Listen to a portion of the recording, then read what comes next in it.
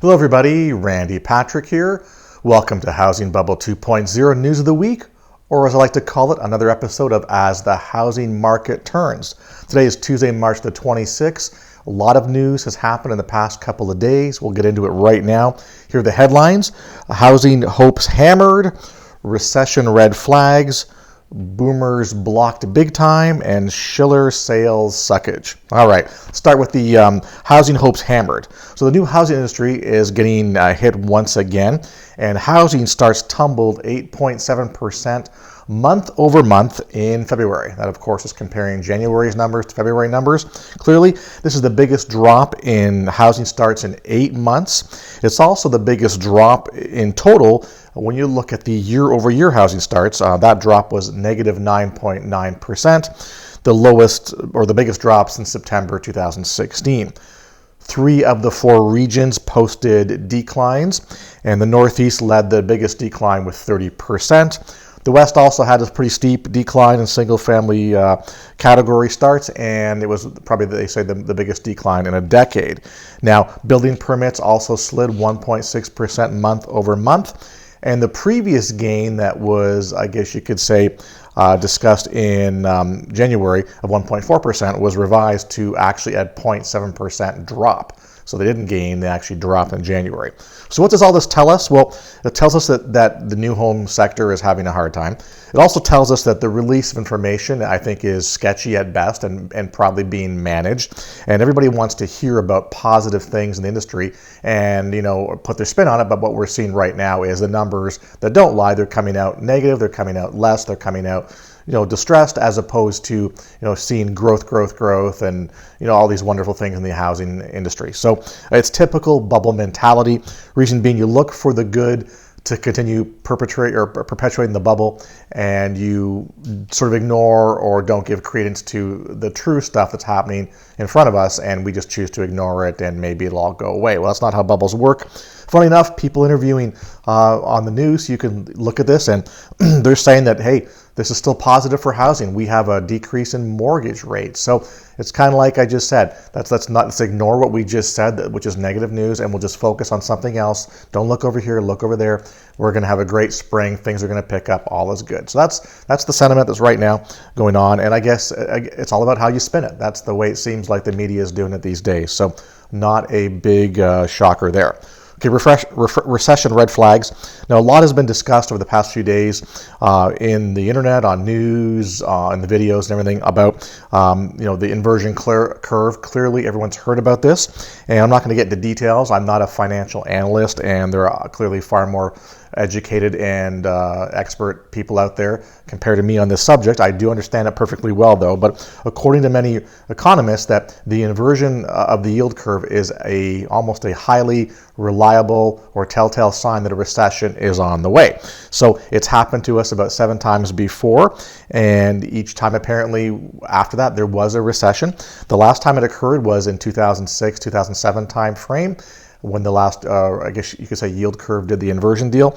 And guess what happened after that? Well, this, it preceded it preceded the housing crisis and the Great Recession. So that's the scoop. And just, I come to think this is a bit funny, but, what happened in 2008 going forward is actually referred to as the Great Recession, I guess, as opposed to the Great Depression, which happened in the late 20s, early 30s. So now we have a Great Recession that happened about 10 years ago. So anyway, last time that happened, we eventually slid into some bad economic times, nationally, globally, and had a housing crisis. Now, when you look back at the past inversions, the average time from the inversion date to the recession, I guess you could say, starting point, is roughly 312 days. That's the average time frame.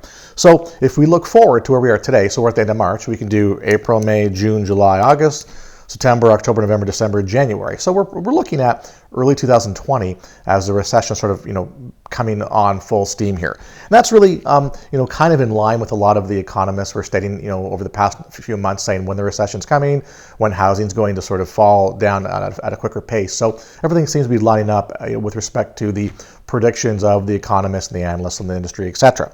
So again, many of them also believe that housing turns down after 2019 and into 2020, the downturn will come in housing as well too. That's the scoop. So next subject here is boomers blocked big time. Have you heard of the concept too big to sell? Well, apparently the wealthy baby boomers are trapped in their homes. They're now too big to sell to the general public, and it's happening everywhere. Clearly, there are higher concentrations of these large homes in various areas across the country, a lot of them in the Sun Belt states, of course. But the issue is that as the boomers age, these high-end homes cost more and are more difficult to maintain, and it no longer fits their needs at the generation and their age where they're at, and they want to move on. But the issue is that the next generation, the younger people, are not interested in purchasing these homes. So many of the boomers, which compounds the issues, a lot of them are hoping to cash out and use the equity to fund their retirement. And as I mentioned, in many locations across the country, the homes are sitting there longer on market than average, and to sell, they have to offer deep discounts and reduce their prices to make it more attractive. So that's the scoop. Now, they look at this as a triple whammy, and why this is happening is that the millennial generation, who is the next largest buying segment, they're trapped in debt, and they cannot afford them. That's number one. And two, the millennials are not necessarily interested in jumping into the large McMansion type homes. Their needs and lifestyle and tastes are different than the boomer generation as well. So there's a bit of a disconnect there. And also, as you think about it, with what's happening with state and local taxes and mortgage deduction changes, et cetera, that occurred with the last tax act, that's driving people away from certain locations. So, Illinois, New York, New Jersey, Connecticut, even some West Coast states are seeing people leave. They're fleeing the higher taxes, the more expensive properties, and they're going elsewhere. They want their money to work for them, obviously. So that's what we see as a trend that's going on right now. It's happened over the past year for sure. Now, this problem is expected to worsen as time goes on, as more of the boomer generation ages into their 70s and 80s in the next decade. So they figure in 2020, we're going to see a lot more people in this situation. And the prediction is there'll be a lot more homes that will come on the market, which is great from an inventory perspective. However, will these be the homes that people actually want to buy?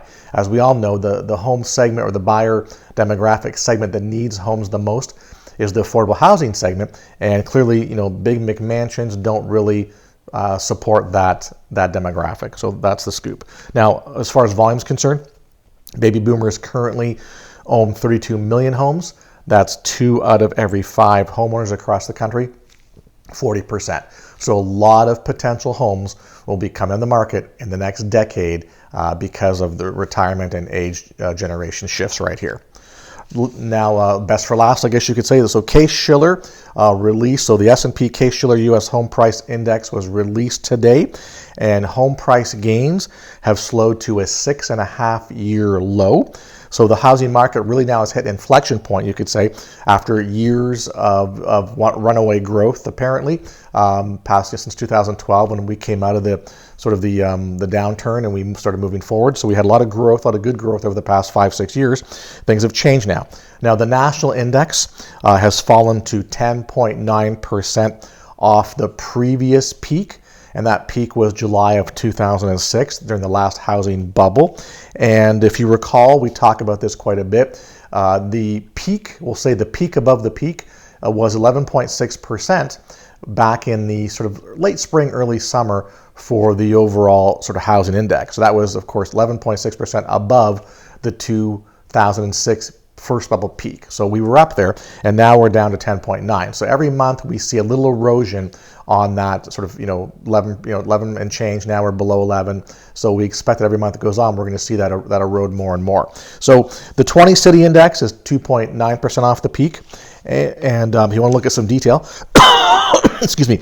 Now the news trend tends to focus on the composite 20 metro index just because it seems to cover most of the metros across the country, which is fine. So out of the top 20 major U.S. metros, 14 of the top 20 actually saw month-over-month value declines in January. So they are small declines, I'll give you that, but it's a start. I mean, obviously things have to flatten out and then turn over the edge and start to decline. I'll give you a list right now. So the cities that actually saw month-over-month declines are Atlanta, Boston, Chicago and Cleveland, Detroit, Las Vegas, Los Angeles, Minneapolis, Phoenix, Portland, San Diego, San Francisco, and Seattle.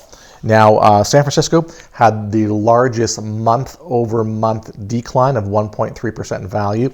And to put things in perspective, I mean, the declines that we're seeing here are 0.1%, 0.4%, 0.3%. They're small, they're less than 1%, but still, as I said, it's a starting point. Things have to get to that point where it plateaus and eventually starts to crest and goes over the edge. Now, the interesting part, though, is that we're seeing month-over-month declines, when you look at the micro level, but on the annual level, the year-over-years, we're still seeing a year-over-year annual increase in values. Now, they are slowing, so that's the scoop. So the year-over-year national increase is about 4.3%. So every month the Case-Shiller is published, I look at it and we see that this number has been dropping, and I believe it was, I think, in the 5s last month around when they published it. So we are seeing a bit of price erosion as the months go on. The locations that saw that led the way were Las Vegas, who had a year-over-year increase of 10.5%, followed by Phoenix at 7.5%, then Minneapolis and Tampa just over 5%. So that's a scoop. And as I mentioned, the national year-over-year index is 4.3%. Now, what is kind of confusing and interesting at the same time is that I gave you the 14 cities that had, negative appreciation, that lost, month over month, comparatively speaking.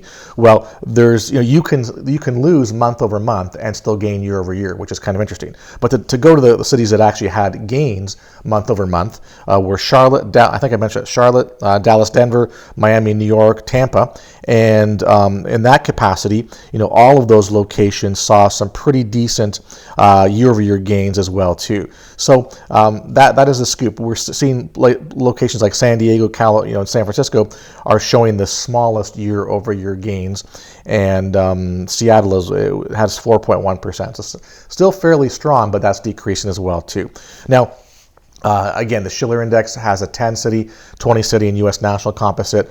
Each of those saw month-over-month decreases and saw annual increases of 3.2, 3.6, and 4.3% respectively. So again, the kind of difficulty to understand this is the fact that we can see micro changes going on month to month, but in the end, the media will pick up on this, and what people want to hear is that, okay, well, we're up 4.3%, or I live in Las Vegas, I'm up 10.5%. That's compared to last year. So again, these trends are still going to show as home sales sort of percolate through the spring. I'm more focused on the month to month because that's where you start seeing the signs, and you can take a look at what's going to happen into the future marketplace here. So again, I think it's proof though that inventory has come on, and that's a good thing. But pricing, people aren't still jumping on that. A lot of people have declined to purchase or are going to wait till they see meaningful price decreases in the marketplace. As I said, more than half the top 20, 70% of the top 20 are seeing month-over-month declines out there. So, home price appreciation is stalling, it's slowing, and yes, we see certain locations or anomalies across the country, have pockets of appreciation. It's a matter on how long that goes. I mean, that has to end at some point in time. They have to slow down as well. So again, I believe it started. We'll probably see this pace pick up. I'm interested to see every month to see if the price value erosion does come a little bit faster. But again, we're here, and we're plateauing, and now we're riding the crest the other way. That's the scoop in the housing market. It does feel like we're moving in slow motion. I'd like it to happen a lot quicker, but that's the way the markets work. We only can get the data every 30 days, and we have to understand it and analyze it from that point on. So that's the scoop for this video. Lots happened the past few days, but I think you can see the trend is new housing slowing down big time, new construction. We see home sales are slowing down. We look at future problems. You've got generations that own a lot of homes that will have difficulty selling them. They're having difficulty selling them now, and that's only going to get worse as time goes on. So where that's going to lead the market, I mean, obviously, I think I know where it's going to go. It's going to, deeper discounts, different ways of maybe working through that house issue. Who knows what's going to happen, but that's going to be a problem for those people as time goes on. So again, thank you for the views. Thank you for your likes and comments. Please share the video if you enjoy it. If you'd like to subscribe, that'd be great. It certainly helps our channel. And if you're looking for more information on real estate investment, on where to purchase discount homes, on what's happening in your marketplace, or on how you can approach buying distressed property at cheaper prices, certainly drop me a line. Send me a direct message to my email, and I'll make sure I get back to you and try to help you out the best I can. So anyway, everybody, thank you very much, and we'll look forward to speaking with you later on this week.